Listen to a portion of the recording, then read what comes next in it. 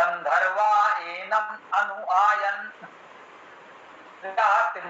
त्रिशताषट्सहस्रा सर्वान् स देवान् तपसा पिबति।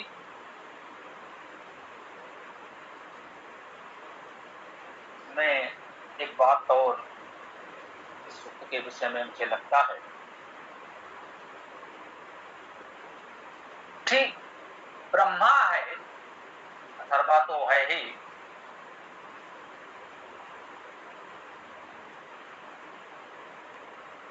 जारी है। मंत्र तो अलग अलग मंत्रों में कुछ अलग भी हो सकते हैं, त्रिष्टुप अधिकांशता है। प्रथम मंत्र में भी छंद त्रिष्टुप स्वरदैवत अनुदात था और इस द्वितीय मंत्र में भी छंद त्रिष्टुप स्वरदैवत अनुदात है। ऋषि ब्रह्मा अथर्वा देवता ब्रह्मचारी। ऋषि ब्रह्मा है, देवता ब्रह्मचारी है। देवता अर्थात इस मंत्र का जो दिव्यत्व है, इस मंत्र की दिव्यता है, इस मंत्र की देवता है, वो ब्रह्मचारी है, ऋषि ब्रह्मा है। ब्रह्मचारी होने के लिए नहीं, यूं कहें कि ब्रह्मचारी को समझने के लिए इस मंत्र में जो बताया जा रहा है वो ब्रह्मचारी के विषय में बताया जा रहा है। इस मंत्र की देवता, इस मंत्र की दिव्यता ब्रह्मचारी है, परंतु ऋषि ब्रह्मा है। इस ब्रह्मचारी को समझ पाने के लिए ब्रह्मा होना है। ब्रह्मा का अर्थ है बड़ा। उस ब्रह्मा की ओर जो चले वो ब्रह्मचारी।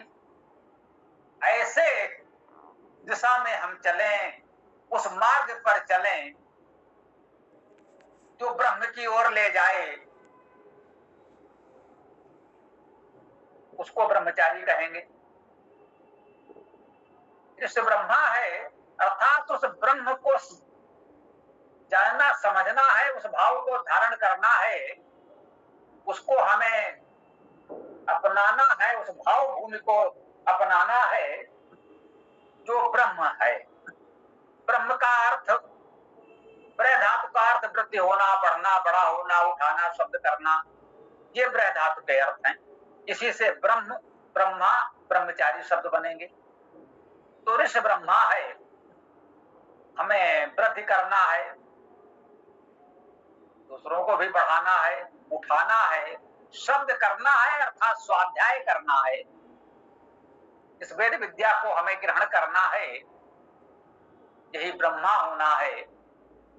और प्रत्येक आयोजनों में जो चतुर्वेदविद होते हैं, चारों वेदों के विद्वान होते हैं, उन्हें ब्रह्मा कहते हैं। इसका एक अर्थ शब्द करना भी है और वेद को ही ब्रह्मवाणी, देववाणी, ईश्वरी वाणी कहा जाता है।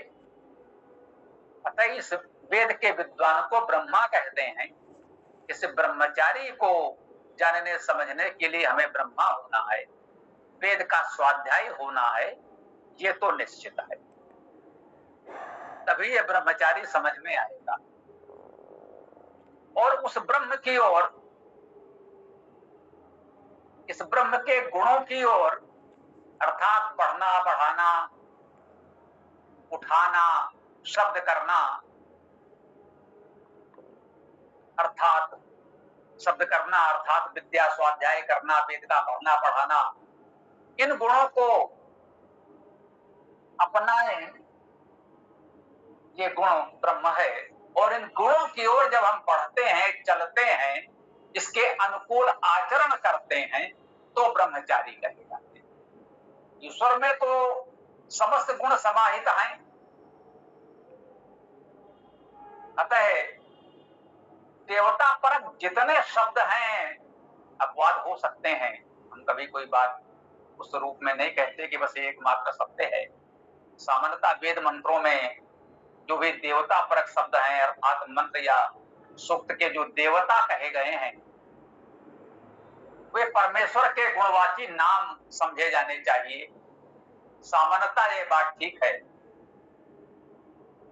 इतने विशाल वैदिक साहित्य में, वेद में हो सकता है कहीं अपवाद मिले, हम ऐसी कोई बात नहीं कहेंगे, सामान्यता ये बात थी। सभी सूक्तों मंत्रों के में देवता लिखे जाते हैं और वो आध्यात्मिक अर्थ में ईश्वर परक ही होते हैं, परमेश्वर परक होते हैं। आदि दैविक, आदि भौतिक, आदि लौकिक अर्थ में वे प्रकृति और मानव समाज के उन गुणों से युक्त उपासकों की ओर भी संकेत करते हैं, तो वो अर्थ भी हमें ग्रहण करना चाहिए। तो इसमें कहा जा रहा है ओम ब्रह्मचारिणम पितरो देवजना पृथक देवा अनुसंयन्ति सर्वे। ब्रह्मचारिणम, ब्रह्मचारी को, ये द्वितीया विभक्ति एक वचन है, ब्रह्मचारिणम ब्रह्मचारी को, पितरो ये पितर का बहुवचन है, पितर। अभी इस पितर शब्द पर चर्चा हुई थी। एक पितर पक्ष मनाया गया, एक पूरे पक्ष 2 सप्ताह पितरों का स्मरण किया गया, श्रद्धांजलि दी गई। पितरों के प्रति विशेष सेवा श्रद्धा का भाव समाज में दिखा होना चाहिए। यहां पर वही शब्द आया है पितर, पितरो या पितरा, पितर का बहुवचन पितर, सभी पितर। पितर अर्थात पालन करने वाले, या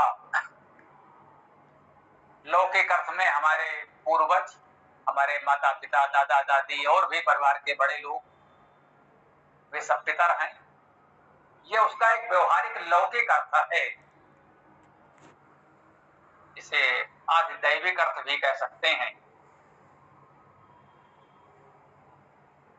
तो हम पितर का जो शाब्दिक अर्थ करेंगे उसका अर्थ तो पालन करने वाले ही हुआ, बहुवचन में है, ये ठीक है। आगे आया है देवजना,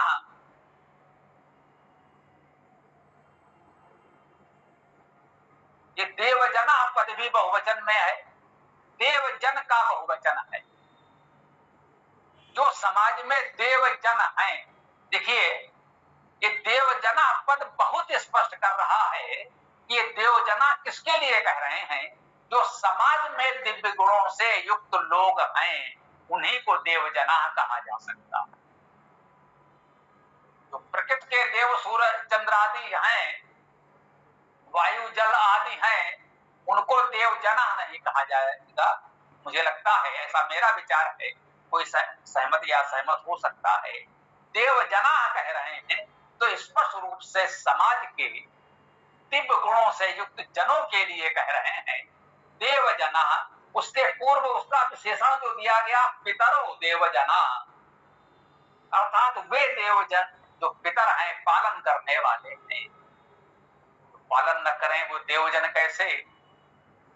देवजन तो वही हैं जो दिव्य गुणों से युक्त हैं, सबको प्रकाश देने वाले हैं,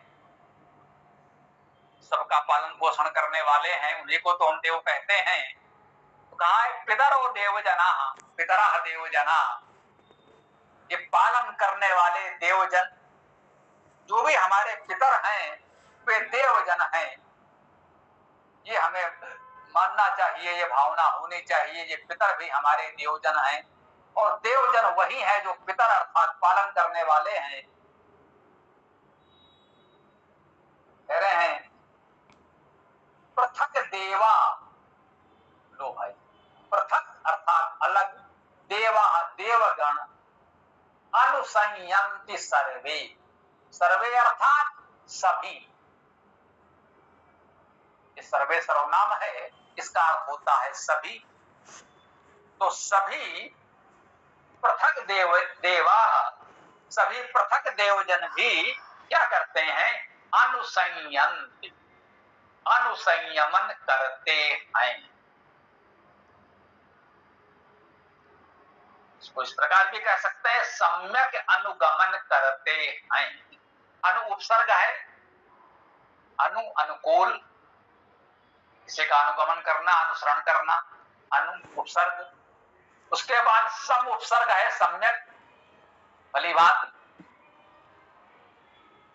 यंति प्रकृति में यम धातु यमन नियमन करने का भाव ग्रहण कर सकते हैं, और यह धातु चलना, गति करना, जाना के अर्थ में भी ग्रहण कर सकते हैं। अनुसंयंति, सम्यक रूप से अनुगमन करते हैं। क्या बताया गया? ब्रह्मचारिणम, जो ब्रह्मचारी है उसको, ब्रह्मचारी को पितर देवजन, जो पितर देवजन है, देखिए यहां ये बात स्पष्ट की जा रही है, देवजन भी अलग अलग बताए गए। एक वो देवजन जो हमारे पितर हैं, वो भी देवजन है, जो हमारे माता पिता, दादा दादी, नाना नानी, अन्य परिवार के हमारे अग्रज बड़े हैं, वे सब पितर हैं और वे भी देवजन हैं। भाई जो पितर हैं, हमारे बड़े हैं, पालन पोषण करने वाले हैं, हमारे लिए तो वो देवजन ही हैं। का सम्मान सत्कार हमें करना ही चाहिए। कुछ ना कुछ उनसे हमें मिला है, चाहे भौतिक सुख सुविधाओं के रूप में उन्होंने दिया हो, चाहे अपने जीवन के अनुभव विचार हमको दिए हों, कुछ सिखाया पढ़ाया भी होगा। तो ये सभी पितर हमारे लिए देवजन हैं। और आगे कह रहे हैं पृथक देवा, जो इनसे अलग देवजन हैं। भाई पितर तो हमारे हैं, सबके पितर अलग हो सकते हैं, हमारे पितर अलग हो सकते हैं, आपके परिवार में जो पितर हैं वो आपके पितर हैं। तो कह रहे हैं पितर तो पहले कहा ये देवजन है, पितर देवजन हैं, और पृथक देवा, इन पितरों से पृथक जो देवजन हैं, कुछ तो देवजन पूरे समाज के लिए होते हैं। हमारे पितर तो अपने परिवार के हैं, वो हमारे लिए पितर हैं ही, लेकिन कुछ ऐसे भी पितर होते हैं, कुछ ऐसे देवजन होते हैं जो संपूर्ण समाज के लिए, राष्ट्र के लिए, संसार के लिए होते हैं, सबके लिए होते हैं। उनकी सोच, उनका कार्य, उनका योगदान एक परिवार तक सीमित नहीं होता, वे संपूर्ण समाज, राष्ट्र, विश्व के लिए पितर होते हैं, देवगण होते हैं, देवजन होते हैं। तो कहा है पृथक देवा, इन पितर देवजनों के अतिरिक्त उनसे अलग जो देवजन हैं, वे सभी ब्रह्मचारिणम अनुसंयंति सर्वे, वे सभी ब्रह्मचारी का ही अनुगमन करते हैं, सम्यक रूप से ब्रह्मचारी का अनुगमन करते हैं। यह इस मंत्र का प्रथम चरण, प्रथम वाक्य एक पूर्ण हुआ। अब आप देखिए, जिसके लिए कहा जा रहा हो कि हमारे पितर देवजन, पितर देवजनों से अतिरिक्त जो देवजन हैं, सब उसका अनुगमन करते हैं, उस ब्रह्मचारी का अनुगमन करते हैं। तो वह ब्रह्मचारी कौन हो सकता है? वह ब्रह्मचारी परमेश्वर ही हो सकता है, या उसके सच्चे महान उपासक समाज के बहुत ही महान उच्च स्तरीय देवगण हो सकते हैं। निश्चित रूप से ब्रह्मचारी उसको ही कहा जा रहा है। और आगे कह रहे हैं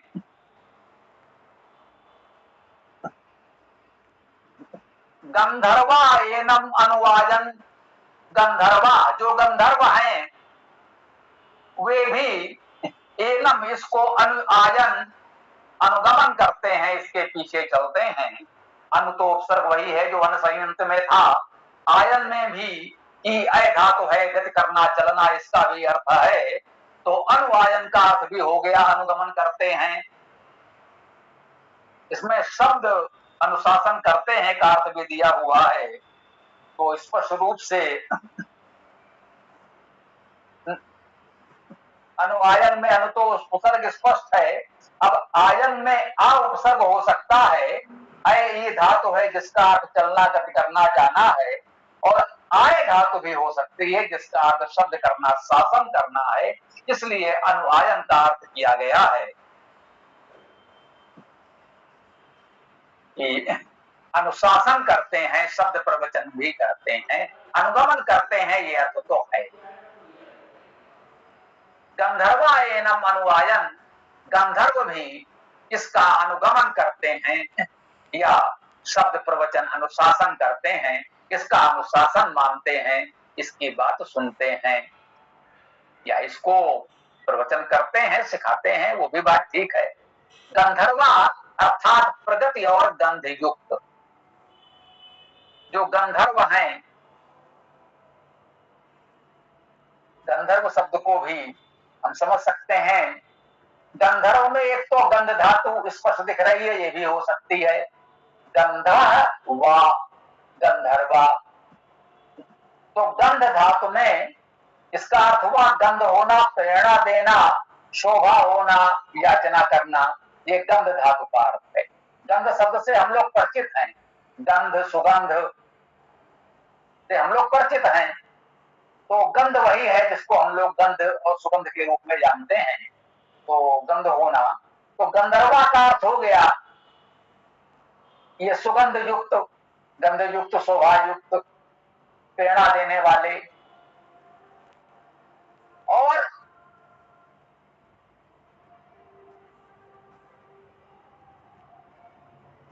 गंधर्वा शब्द में उस विद्वानों ने गा धातु भी मानी, गायन करना, गमन करना, स्तुति करना भी इसका अर्थ है। और गु धातु भी मान सकते हैं, तो शब्द करना, मनन करना अर्थ है। गम धातु का अर्थ जाना, चलना तो है ही। गंध स्पष्ट है, गंधर्वा में गंध धातु तो पूरी तरह स्पष्ट है, ये तो माना ही जाएगा। गा धातु, गु धातु, गम धातु हो सकती है। गम धातु का अर्थक है गम, माता ना हो गया संधि के नियम से, और ध्री धातु धारण करना, तो गमनशीलता को धारण करने वाले गंधर्व, ऐसा अर्थ भी कर सकते हैं।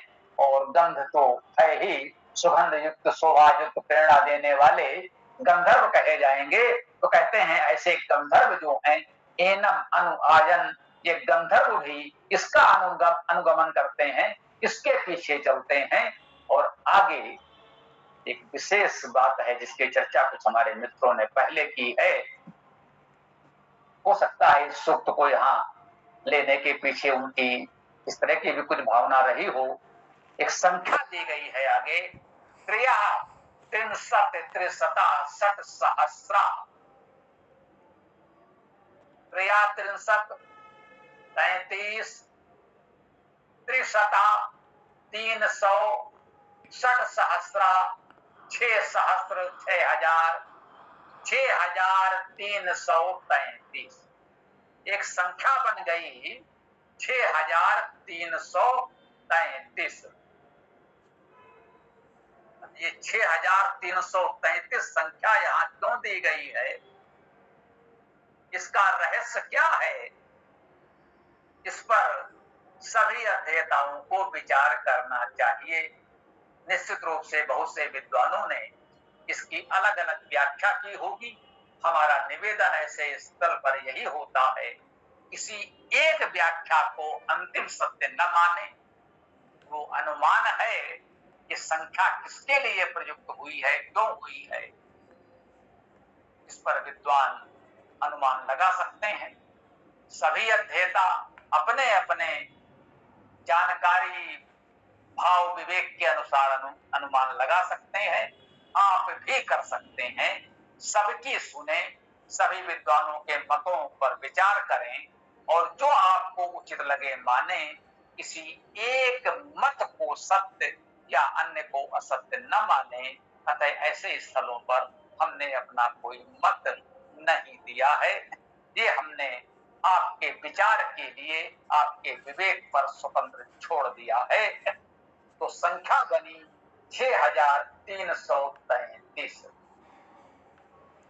अब एक अर्थ ये किया गया, ये 6333 गंधर्व इसका अनुगमन करते हैं, बिल्कुल ठीक बात है, ये अर्थ तो हो सकता है।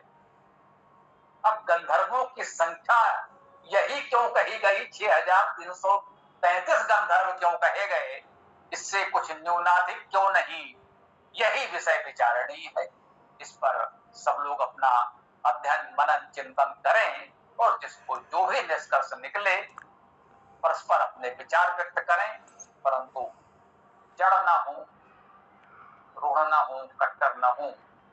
कह सकते हैं कि भाई हमारे विचार से ऐसा हो सकता है, अपने विचार भी रखें और दूसरों के विचार भी सुने। कह रहे हैं सर्वान सदेवान तपसा विपर्ति, कह रहे सर्वान सभी को, द्वितीया विभक्ति बहुवचन सर्वान सा वह देवान देवों को द्वितीया बहुवचन सर्वान देवान सभी देवों को सा वह तपसा तप द्वारा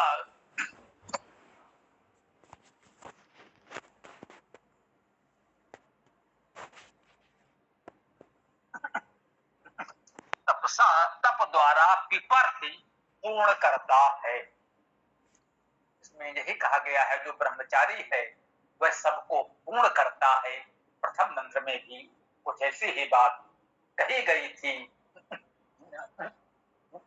प्रथम मंत्र के अंतिम चरण में कहा गया था सा आचार्यम तपसा पिपर्ति, वह आचार्य को तप द्वारा तप के साथ पूर्ण करता है।